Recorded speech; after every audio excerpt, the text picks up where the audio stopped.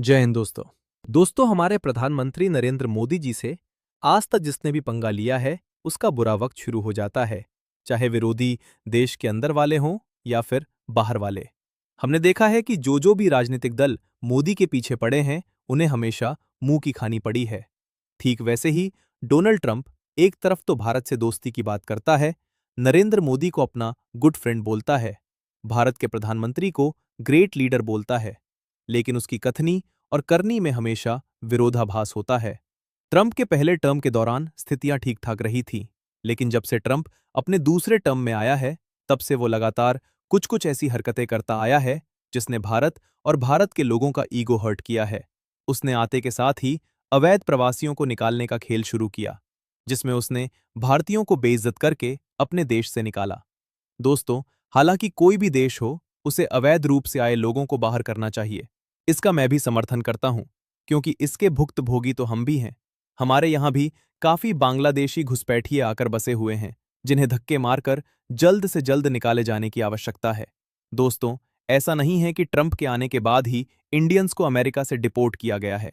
साल 2024 की रिपोर्ट की बात की जाए तो अमेरिका में कुल 7,25,000 भारतीय अवैध रूप से रह रहे हैं, जो कि एक बड़ी संख्या मानी जाएगी। दोस्तों, ट्रंप से पहले भी साल 2009 से 2012 में बराक ओबामा के कार्यकाल में 1,280 लोग, ट्रंप के फर्स्ट टर्म यानी साल 2017 से 2020 के दौरान 5,000 लोग और साल 2021 से 2024 में जो बाइडन के कार्यकाल के दौरान भी 2,467 अवैध भारतीय प्रवासी अमेरिका से बाहर निकाले गए थे। उसके बाद पिछले साल हमने देखा कि ऑपरेशन सिंदूर के बाद जब जब हमारी सेनाओं के द्वारा या सरकार के प्रेस कॉन्फ्रेंस किया जाता था या मोदी के द्वारा कोई ट्वीट किया जाता था, ठीक उससे पहले आकर ट्रंप एक स्टेटमेंट दे जाता था, सीज फायर हमने किया है, सीज फायर हमने करवाया। जबकि सरकार के द्वारा, चाहे वो विदेश मंत्री हो, रक्षा मंत्री हो या प्रधानमंत्री खुद हो, सबने बार बार कहा कि इसमें किसी भी देश ने कोई दखल नहीं दिया है। जबकि मोदी जी ने सदन में आकर खुद कहा था कि हमने अपने शर्तों पर पाकिस्तान के गिड़गिड़ाने और उसके अनुरोध पर सीज फायर किया है।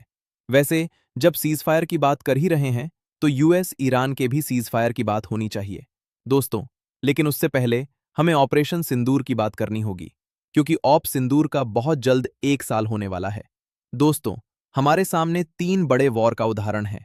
पहला, रूस यूक्रेन का वॉर जो लगभग 5 साल से चल रहा है, गाजा में इजराइल का वॉर जो लगभग 2 साल से चल रहा है, और यूएस ईरान का वॉर जिसका 1 महीने से ऊपर हो चुका है।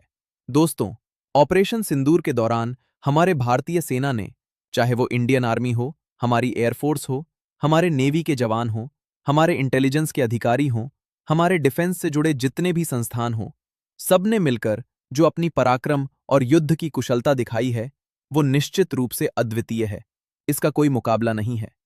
वरना एक भी ड्रोन या मिसाइल भारत की धरती को हिट कर जाती तो सबसे पहले इसका जश्न पाकिस्तान नहीं मनाता, बल्कि हमारे देश के विपक्षी नेता मनाते, क्योंकि उन्हें मोदी को घेरने के लिए अवसर मिल जाता। वैसे ऑप सिंदूर को लेकर कुछ जिम्मेदार लोगों ने बहुत अच्छी बातें की हैं, जो आप लोगों को भी सुनना चाहिए। सुनिए। पाकिस्तान यदि अपनी हरकतों से बाज नहीं आया तो आज मैं फिर से रक्षा मंत्री होने के नाते कहना चाहता हूं, बहनों भाइयों, इस बार हम ऐसा जवाब देंगे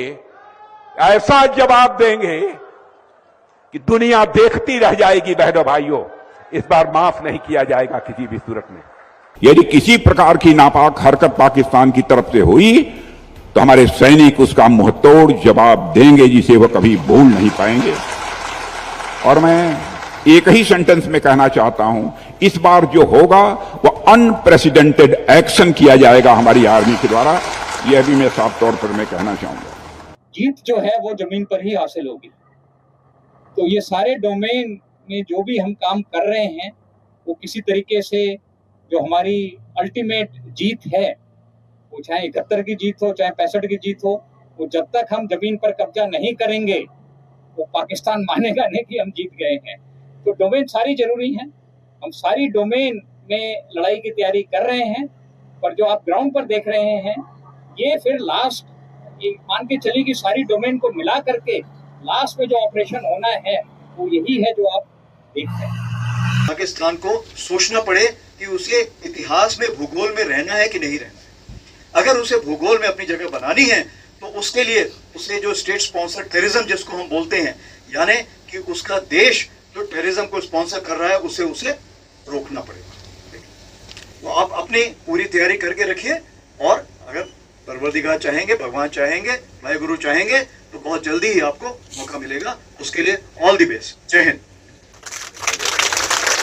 दोस्तों वापस आते हैं डोनाल्ड ट्रंप पर। दोस्तों ट्रंप जो खुद को ऑपरेशन सिंदूर के दौरान शांति का मसीहा साबित करने में लगा था, उसके द्वारा बार बार सीज फायर का स्टेटमेंट देना, इतने जेट गिरे, उतने जेट गिरे, हमने न्यूक्लियर वॉर रुकवा दिया, ये सभी बातें हम भारतीयों को और हमारी सरकार को लगातार इरिटेट कर रही थी।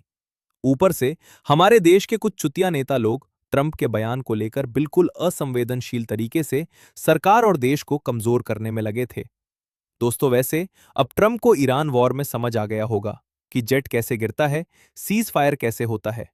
ट्रंप का हाल ऐसा हो गया कि उसे आज पाकिस्तान जैसे भिखारी और आतंकी जैसे देश के आगे सीज फायर के लिए जाना पड़ रहा है। ट्रंप ये भूल गया कि 9/11 का दोषी ओसामा बिन लादेन, जिसने सैकड़ों अमेरिकियों की जान ली, जिसे पाकिस्तान ने ही पनाह दी, आज उसी के आगे पीछे घूमना पड़ रहा है।